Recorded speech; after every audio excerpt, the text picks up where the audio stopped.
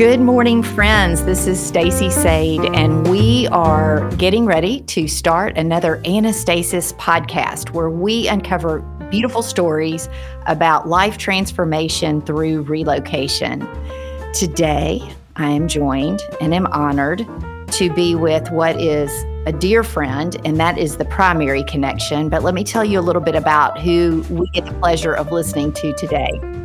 This is Henry Nelson. And I would call Henry a Renaissance man because Henry has done so much in his lifetime. It's impossible to pigeonhole him. I first became a fan of his through his radio work. He was a beloved DJ on FM 100 in the late night hours. And so Henry's voice graced us all as we were driving home to and from wherever we were going on the evenings. But currently, Henry is a radio host with Blue Ridge Public Radio. He's a writer, he's an artist, he's a genealogist, he's an archivist. He is doing many things in a new season of life, and he just recently moved to Asheville, North Carolina. So we're going to speak to Henry in just a few minutes about what his move from the Memphis Mid-South area looked like and what it has produced in his new life. There is no moss growing on this stone, so Henry's got a lot to tell us. We're going to take a quick break, and then we're going to say hello to Mr. Henry Nelson from Asheville, North Carolina.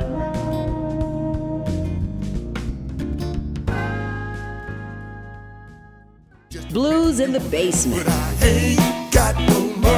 Blues in the Basement. I was born in 71, so that was kind of the year that all of Al Green's hits starting to pop off. Blues in the Basement on the Kadzukian Network.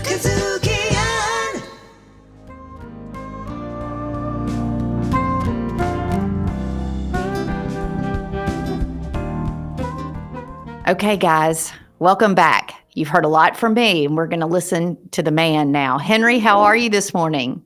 I remain grateful, and I'm well, Stacy, on my 70th birthday, by the way. Happy birthday. Today is the actual day? No, actually, it was a week from today. It was a week ago today. But it's a month long. Yeah, absolutely. This one will last the rest of my life. Oh, good. I love that. I love that. Well, happy belated birthday, and what a great season of life that you are experiencing. How is everything going in your world? All things considered, what's going on in the world, like I said, I remain extremely grateful. I have lost a little hope about just our world. But I am grateful, and I'm still trying to be a soldier and move onward. Absolutely. Well, today we could talk for hours and hours, but today I would like to narrow our scope just if I can. You made a bold and amazing move after an intentional move, a very mindful decision to move. You and your significant other chose Asheville after looking at many other places. Can you talk to me about what preceded that decision and what that looked like as you were making choices about a move period? Okay. Well, hold on to that second question because I'll forget it, but if I don't answer, let me know. That and it's a simple question, and it's a simple answer actually, because one must ask oneself the question: what is it that what do I really want out of my life, not outside of work, in where I'm living. And living in Memphis, I'm from Memphis, by the way. I'm not from Asheville, and I'll always be from Memphis. But I wanted more. I wanted more outdoors. Mm. Yeah, and that, I know that sounds, forget money, forget whatever else, that cities offers, but I needed more outdoors. And, living in Memphis, I was beginning to feel landlocked, and I never had felt that before. But my mantra was, God, I don't want to die going up and down Poplar and Union and driving to Arkansas, trying to get to, to some water and get to some parks. And it was just work. And I'd done all the amenities in Memphis. for years. And so, and two, so these are the questions. What do you want? The heat had beat me down.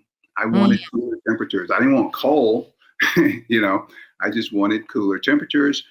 Also, I was at a point in my life where I was working a job that was I call it my bottom. It was one of the most inspired things that I've done in my life, but it was also the one that I think I was supposed to say, okay, I'm tired now. I think I want to go home. and I was exhausted mentally, physically, emotionally, and money has never been the primary issue with what I do.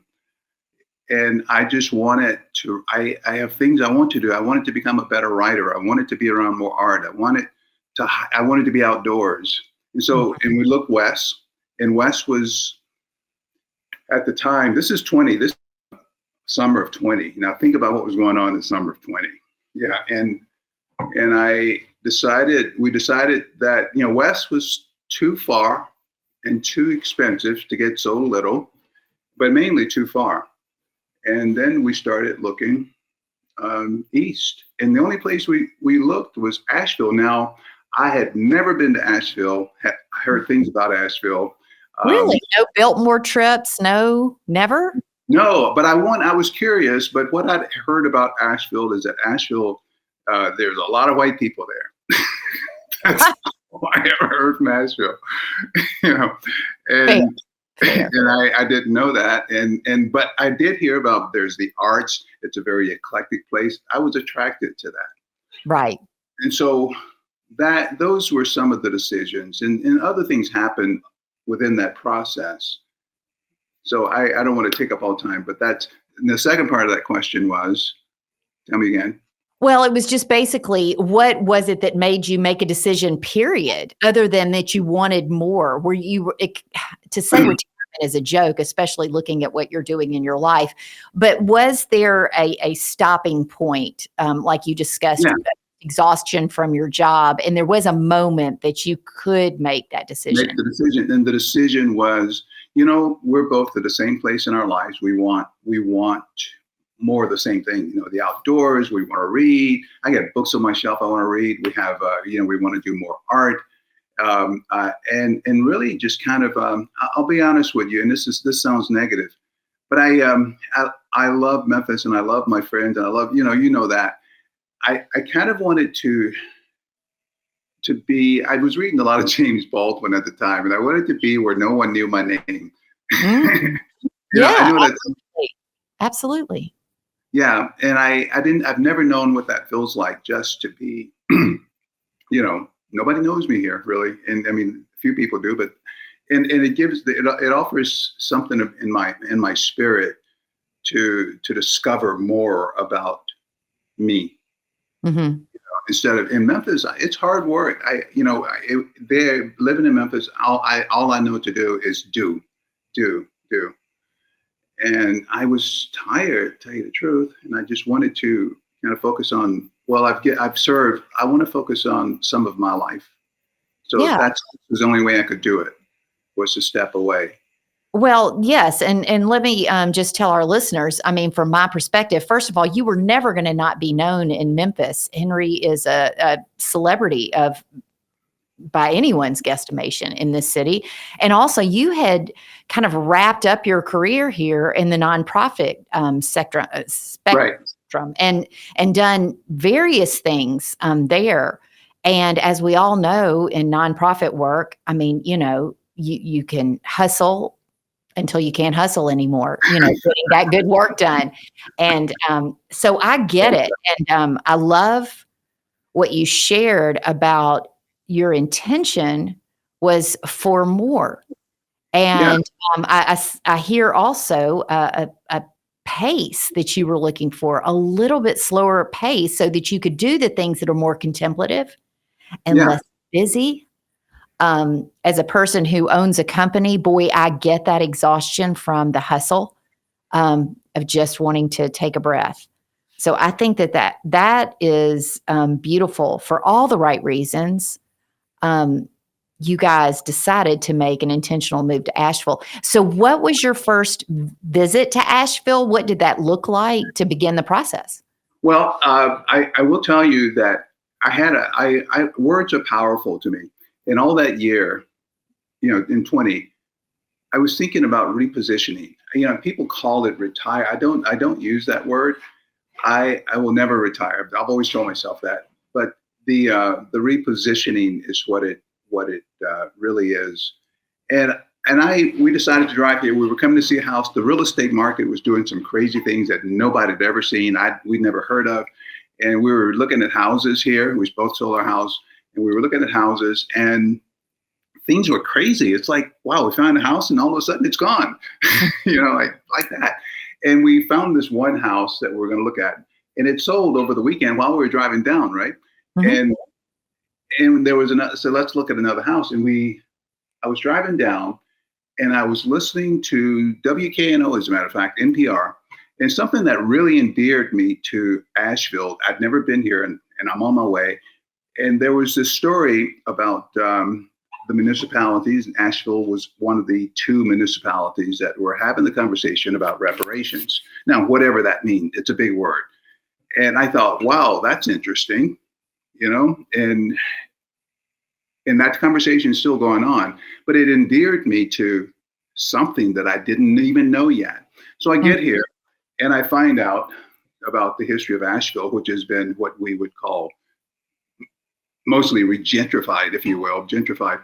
But they know that urban renewal wiped out Asheville, but they're still trying to hold on to the culture to the best of their ability, of the African Americans that lived here. So I was endeared by that. And I get here, and boy, the outdoors was like, I'd never seen the Blue Ridge Mountains. Wow. And I probably drove through here when I was a kid, but it wasn't this. And, just the atmosphere, there's only 100,000 people here. And I didn't expect that. But I tell you, the thing that has surprised me was that we've found this one house that I would have never bought if it hadn't been for my partner. But it's in a neighborhood that's very diverse, and it's also has a lot of history. But it's a neighborhood like people walking, and I was endeared to the neighborhood, and now love the house. We live in a 100-year-old house that, and so it's all that. It's like things. It's like Einstein says, nothing happens to something moved. Now all these things are happening, and I'm going, I don't know if I want to do that, but I'm moving still. we're going to move. And so I'm living in that house now, and so many other things that have happened in that regard. So I love that.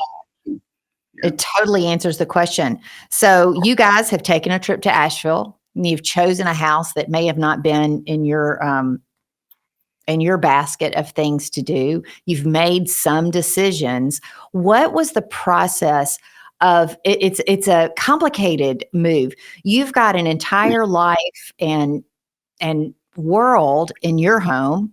I would assume that your significant other also an entire world, art, life in her home. You guys are not only changing cities, but you're blending resources and keepsakes. No part of that is uncomplicated. Can you talk to me about what logistically that looked like? I think being naive and having inspiration, motivation to know it wasn't about, you got the move is going to happen either way, right? Ready or not. Yeah. And what was it like? Well, like I said, the real estate market, first of all, things were constantly moving, things are constantly moving around. But in this bubble that was happening in September, when we're looking at houses, trying to sell our house, I'm trying to sell my house. She's trying to sell her house. She's packing her house. I'm packing mine. And the thing is, it's one of the most, it's beyond stressful, but it was also kind of exciting too. And stress can be fun and exciting, right? Right, but definitely. It was, it turned out for me to be rather traumatic. There was just so many. I didn't think too much about it. so many things, picking up your life and setting it on another planet is what you're doing. Mhm. And I packed my house, and we paid someone to pack her house, and that was good. But it was stressful, and then the one moving company moved us,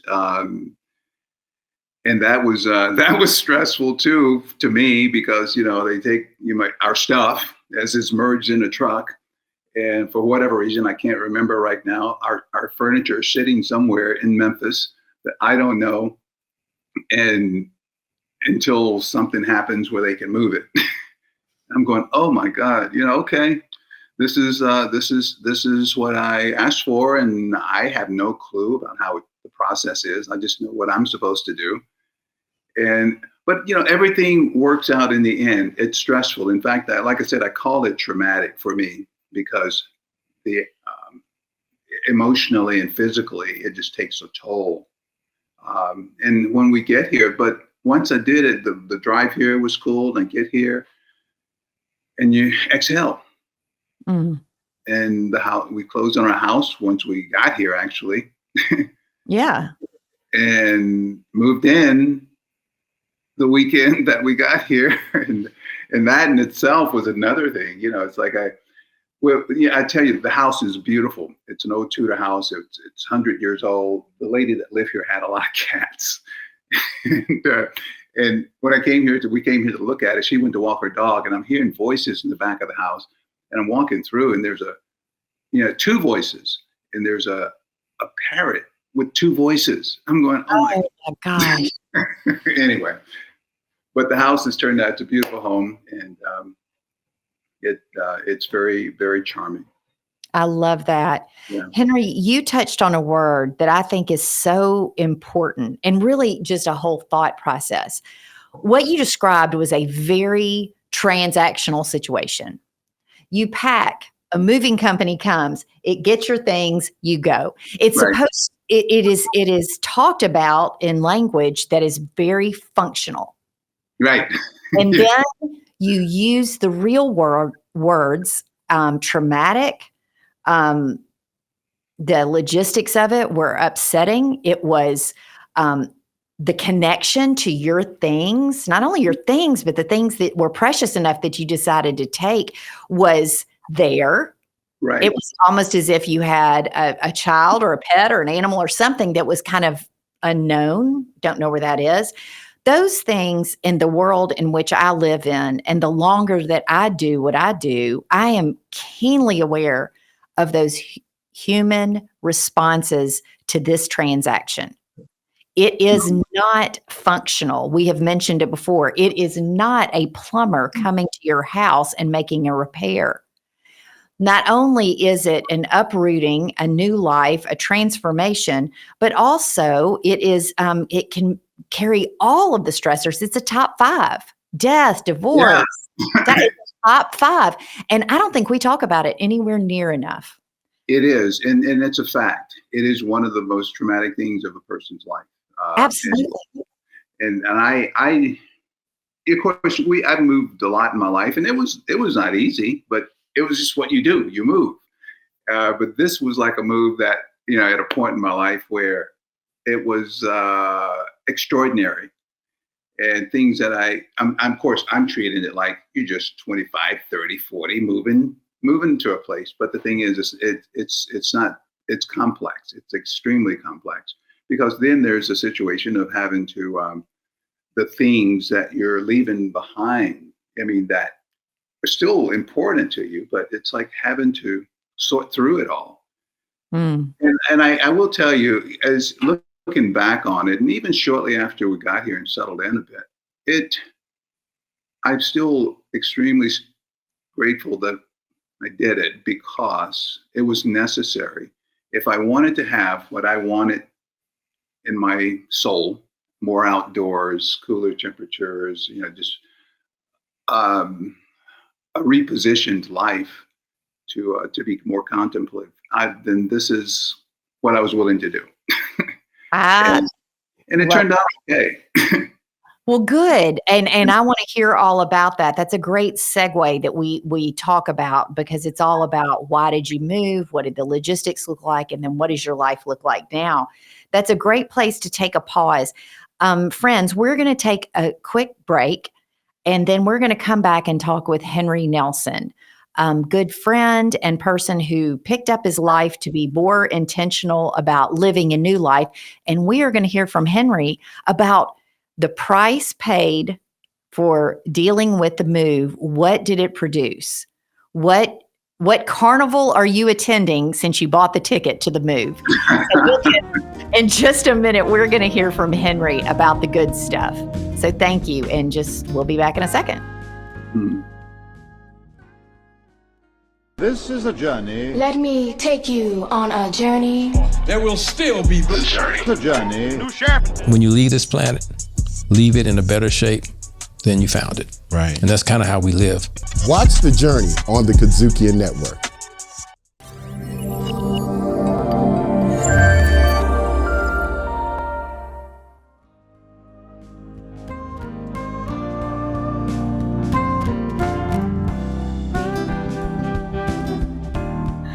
Okay, podcast listeners, this is Stacy Sade with the Annestasis podcast. We are wrapping up our time with Henry Nelson, the Renaissance man of Asheville, North Carolina, making good things happen.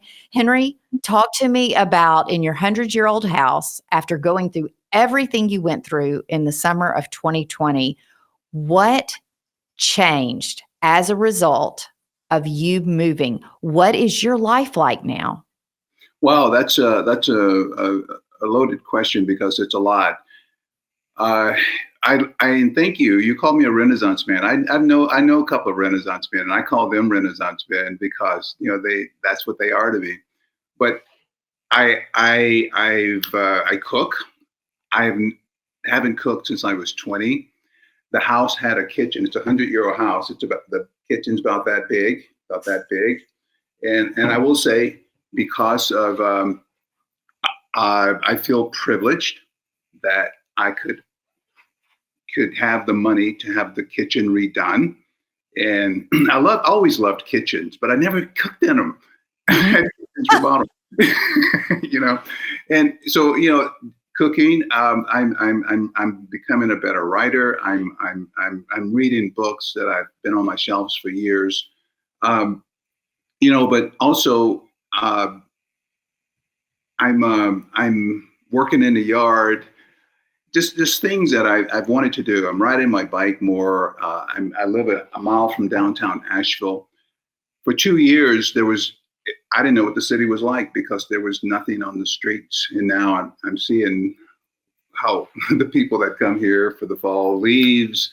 The Blue Ridge Parkway is just a mile down the street here, and I can go places here that this is what I really miss. If Memphis had a place, there's New Orleans, you can go to St. Louis, you can go to different down south, you can go, where can you go? West, east. Austin, Texas. Go to Texas. But here it's like, I can go, I'm going to Virginia, Alexandria, Virginia. I'm going to Newport News. But the proximity of things, the Great Smoky, the Smoky Mountains, it's 50 minutes, and I go there a lot. But my point is, I have these places where I'm not, and nothing's on a grid.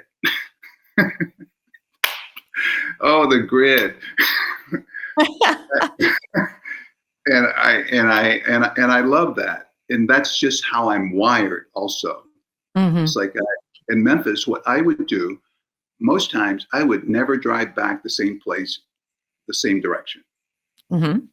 That's how I'm wired. Yeah, it's like I'm not an out and back person when it comes to hiking or whatever. I like a loop or a diverse kind of loop, but it's just the way I'm wired. So a lot of good things have happened. That's wonderful. And what I'm hearing you say is that what you sought, you found. And it is expanding you in ways that if you had remained in Memphis, even in a new house, even with a combined household, you never would have gotten to the space to do radio in an area that they don't necessarily know your name, where you're able to talk about things that are meaningful to you. The quiet, I hear that you're more of a writer. You certainly were always a fan of the arts, and now you're creating art. I'm creating art. I always wanted to do that. I support that 100%. I've seen the pictures, and I say you go. It sounds like your new life was worth the price of admission. Would that be a fair statement? Absolutely, and more. You know, there's as much unknown about the new life as there is one hopes to can know. You know, I knew what I wanted to do, and I could touch that. But then the other things that happen out of that, like I feel like I'm having an education that I could never have gotten working in public radio. I've never worked in public radio. It's a different thing. So those kind of things that, wow, I like this. I get to learn. Mm-hmm. You know? Absolutely. Well, you are embodying what I believe is fourth quarter lifestyle. You know, we were always raised around people that fourth quarter meant rest. It meant do what you've always done, and you get stuck in that space, and you're not doing that. Wow. Yeah. And that, like I said, the ancestors lead me, you know, and I say that because they know me, and I am a product of a people who have migrated. My grandmother was a Geechee. You know, she told me, she said, I'm a Geechee, your granddad's a pygmy. And they settled, you know, they were brought over and they settled in Georgia. The Gulas settled in South Carolina. And I get to visit those places and feel that spirit. And I'm digging to write about it. And so they know that we're we all are travelers, but I think I could have never planned the bigger picture of what's happening. I only knew that I wanted more outdoors. I wanted cooler temperatures. That's so trite when I think about it. Well, I love that. Henry, on so many levels in my lifetime, you have been that guiding light of what to do next.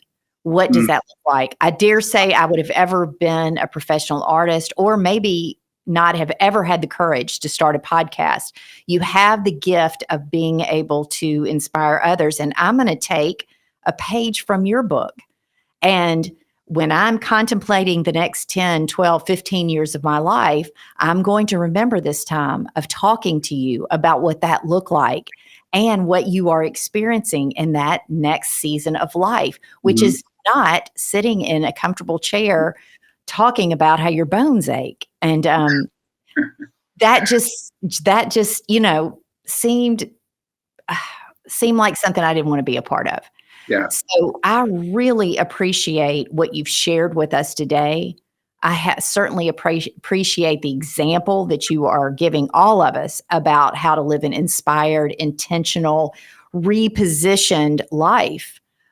So thank you for your time and your talents and your gifts, and always your inspiration. Well, thank you very much, Stacy, Anastasia. And I am but a reflection of you. And because we've shared that reflection and inspired in an inspired way, and the arts live in us. Absolutely. I absolutely love that. Well, ladies and gentlemen and friends who have tuned in with us for this episode of the podcast for Annestasis, we thank you for your time. You have a lot of options out there to listen to as far as podcasts are concerned. And I hope that what we are bringing you, the content that we are bringing you, inspires you in some way to live a more mindful, intentional life and get through the moving process in order to get to a better space. It is not functional. It is spiritual. It is emotional. And we are here to talk about the good, the bad, the ugly. So thank you, Henry. Thank you, listeners. And with that, come back and see us again for more episodes of the Annestasis podcast. Goodbye.